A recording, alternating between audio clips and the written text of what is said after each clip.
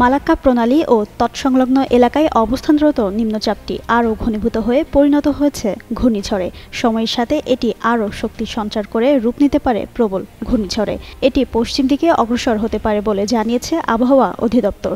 বুধবার সকালে আবহাওয়ার পূর্বাভাসে জানানো হয়, বুধবার সকাল ৬টায় এটি ঘূর্ণিঝড়ে পরিণত হয়ে একই এলাকায় অবস্থান করছিল। এদিকে দক্ষিণ পশ্চিম বঙ্গোপসাগর ও তৎসংলগ্ন শ্রীলঙ্কা উপকূলীয় এলাকায় অবস্থান করা আরেকটি লঘুচাপ ঘনীভূত ও সুস্পষ্ট লঘুচাপে পরিণত হয়ে একই এলাকায় অবস্থান করছে। এটি উত্তর উত্তর পশ্চিম দিকে অগ্রসর ও ঘনীভূত হয়ে আগামী ২৪ ঘন্টার মধ্যে নিম্নচাপে পরিণত হতে পারে। উপমহাদেশীয় উচ্চচাপ বলয়ের বর্ধিতাংশ পশ্চিমবঙ্গ ও তৎসংলগ্ন এলাকায় অবস্থান করছে।